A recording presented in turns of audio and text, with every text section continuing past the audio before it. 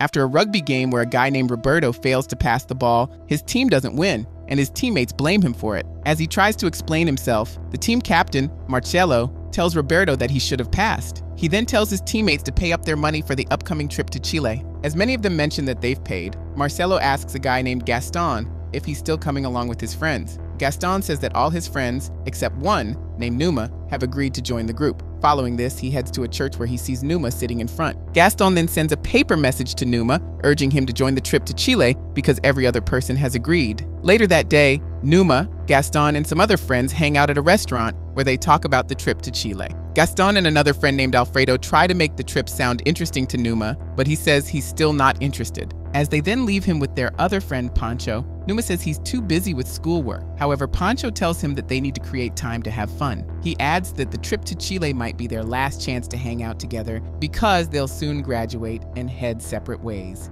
Numa starts to consider it, and after he gets home, he decides to follow his friends on the trip to Chile. On the next day, all the rugby players and their friends meet at the airport. After taking pictures and saying goodbye to their families, all the players and other passengers at the airport enter the plane. Shortly after, their trip to Chile begins. While the friends are then playing around, the plane suddenly starts to experience some turbulence. A mechanic sitting with them jokes about it, and Gaston also says he heard that the Andes Mountains always suck people that fly over. The mechanic says it's the truth, and as Numa and the others look scared, he says they have nothing to worry about. He tells them that the plane will pass a different route to avoid getting sucked in by the storms over the mountains. Despite this, the passengers remain scared, especially because the turbulence continues. Shortly after, the mechanic also gets scared and picks up a map to check if they're on the right path. All of a sudden, the turbulence gets worse and the tail of the plane bumps into one of the mountains and gets broken off, with Gaston and some other passengers falling off to their death. The passengers on the other half are left terrified by this, and after they struggle to hold on,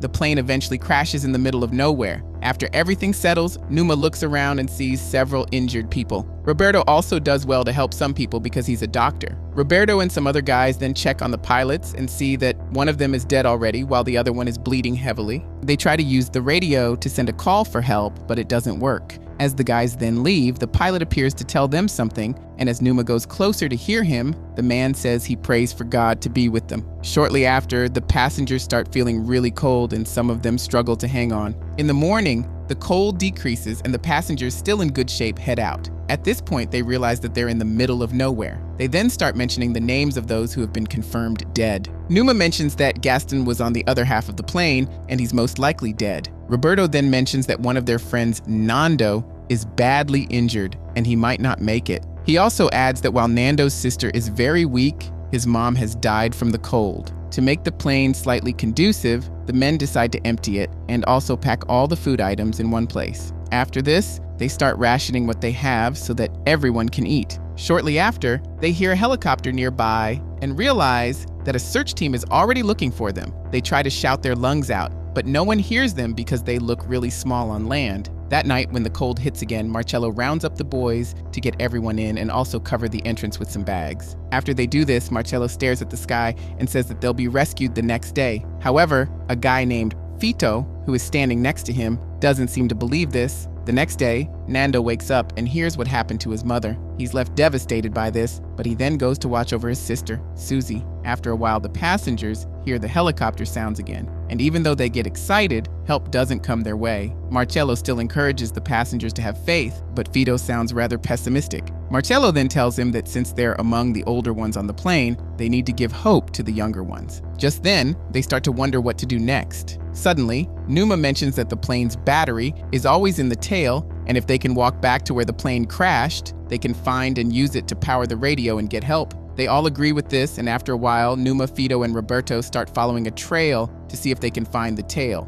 Not long after, they start to slow down, but Numa encourages them to keep going. However, Fito looks back and realizes that even though the plane is in front of them, it's not visible. Roberto also mentions that even if a rescue helicopter flies over, it won't find them. With this, Fito says he's heading back, and the others follow him. Days later, the passengers are now without food, and they start trying to eat anything they can find, even if it's not food. As the passengers starve in the cold, Roberto tells Marcello that if they don't eat anything, all of them will die. Marcello says there's no food again, but Nando jumps in and says there's food outside. referring to the dead bodies they've lined out. All the other passengers are shocked to hear this, and some of them even think it's illegal. A man named Javier and his wife, Liliana, are also against this. However, Roberto says they don't have any other choice if they want to survive. As they still argue over whether it's right or not, Fido volunteers to cut the bodies for food. His cousin Daniel also offers to help. Despite this, Numa says it's a crime and it's the wrong thing to do. The next day, Nando watches his sister die, and after burying her with the other dead bodies, he says he's going to find a way home. While the passengers then sit in silence as they starve, Fido breaks the silence by telling the others that if he dies, he permits them to eat his body to survive. Daniel, Nando, and Roberto also say this, after which they head out to pick a body to eat. Other passengers, including Pancho, also follow them, and Numa looks disappointed. Meanwhile, Numa, Marcello, Javier, Liliana, and a few others decide to stay back. Shortly after, Pancho brings some meat for Numa to eat, but he rejects it. While checking the boxes outside, Roberto finds a radio, and after he's able to turn it on, the passengers are left disappointed as they hear the news, saying the rescue operation for them has stopped but will resume at a later time. Later on, Marcello encourages all the passengers to eat because it's now the only way they can survive. Following this, he eats some meat, and a few others, including Javier and Liliana, also join him. However, Numa still decides against it. The next day, though, he heads out with two guys, Maspons and Gustavo, to find the plane's tail. After walking for a while, they find a small part of the tail, and there, Numa also sees Gaston's dead body. Following this, Maspons tells them to go back, but Numa begs him to still check around for a while. Unfortunately, the storm catches them on the way,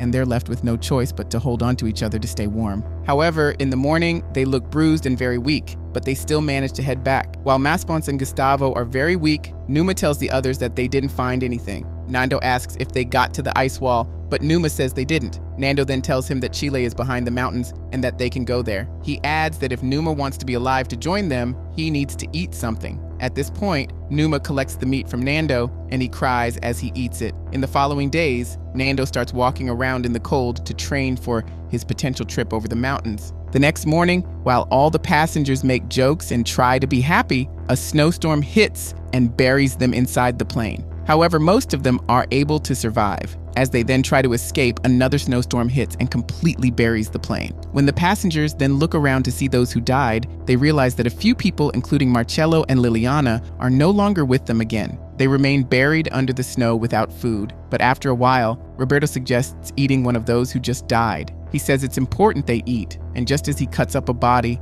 and shares it with the others, Numa starts trying to dig them out. He also tries to break a window, but he cuts his leg in the process. However, he eventually digs up an opening, and with this, they're able to go outside one after the other. The next day, when the sun comes up, Nando suggests starting their journey through the mountains, but Roberto says it's too risky. The others also agree with Roberto, and they suggest waiting for the thawing of the ice to start in 2 weeks. Even though Nando thinks they need to act fast, Fido says it's important for them to use the next 2 weeks to prepare for the journey. After 36 days since they first crashed, the thawing begins. Numa, Nando, Roberto, and a guy named Tintin volunteer to go on a trip to see what's up ahead. As they begin their journey, Numa suddenly falls and realizes that the cut on his leg has been infected and he won't be able to make it too far. Instead of letting all of them go back together, Numa tells Nando and the others to keep moving forward while he returns to the plane. Shortly after, he finds his way back and tells the others why he couldn't continue. The next day, he sits with Javier and complains about feeling useless because of his leg. However, Javier says he felt like that after Liliana died, but after a while, he realized that he needs to survive so he can go back to meet his kids. He then tells Numa to stop thinking he's useless. Days later, Numa wakes up and sees that Nando and the others are back. Nando says they found some supplies as well as the plane's battery. However, he adds that they'll have to take the radio back there to see if they can use it.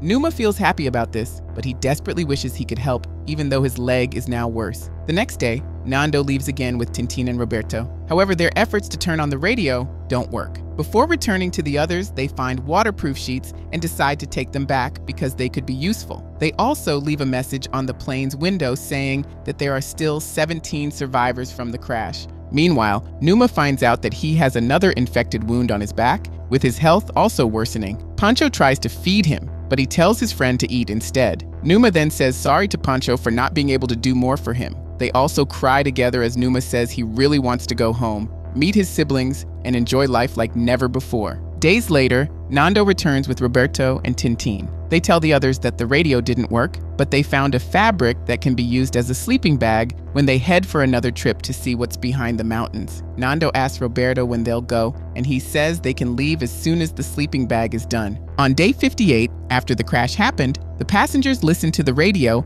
as it is announced on the news that the search operation for the plane will continue. Despite this, Nando still thinks they need to find their way to Chile. However, Roberto is no longer interested in that plan because he thinks there's still a chance to get rescued. The next day, while the passengers look clueless about what to do next, Tintin takes their pictures and also gets them to smile. Elsewhere, Numa tells Nando that he gives his friend permission to use his body for food. Nando tells him not to say that, but Numa says he knows he's going to die soon, and he's prepared for it. He also adds that he's happy to know his friends will make it out alive. The next morning, Numa dies in his sleep with a written note in his hand. The note is passed around until it gets to Roberto, who reads Numa's message, which says that there's no greater love than to give up one's life for friends. After reading this, Roberto faces the others and says he's ready to go over the mountains to get to Chile. The next day, he leaves with Nando and Tintin after packing enough supplies for the trip. However, when they get to the top of the mountain, they realize that there's still a long way to go. Nando suggests moving forward because they can see a place without snow up ahead. He says it should take them 10 to 12 days to get there, and it's better than going back to the plane. Roberto initially hesitates, but eventually agrees to continue the journey. Because they have supplies for only a week, they tell Tintin to return to the plane so they will have enough for the trip. Tintin agrees and wishes them luck, after which he returns and tells the others that Nando and Roberto went further to see if they can get to Chile. After days of traveling, Nando and Roberto eventually get to the land without snow. Shortly after, they locate a small river, and while trying to get water, Roberto spots a herdsman. Nando and Roberto look really happy, and they try to communicate with the man, but he doesn't hear what they're saying. He eventually sends them a paper to write down what they're saying, after which he takes it to the local authorities. In the note, Nando and Roberto explain that there are 14 survivors from the crash and that they need urgent help. While Chilean forces are working to send help, Nando and Roberto eat their first proper meal in a while. After they're through, they watch as many journalists arrive to ask them questions. The news soon goes viral, and the passengers on the plane also hear on the radio that Nando and Roberto have been rescued. Following this, they start preparing for when they'll be rescued, with one of them packing one item, each belonging to all the dead passengers. On day 71, Chilean forces arrive with helicopters so that the two survivors can show them where the others are. Shortly after, the other passengers are excited to see the helicopters when they arrive. They all then enter the helicopters and leave the scene of the crash. After they return to their country, they reunite with their families and are treated like heroes, even though none of them feels like that. Days after getting cleaned up and taken to the hospital, all the survivors can't help but remember the others who died. They also eventually sit together in the same ward as they continue to look after each other.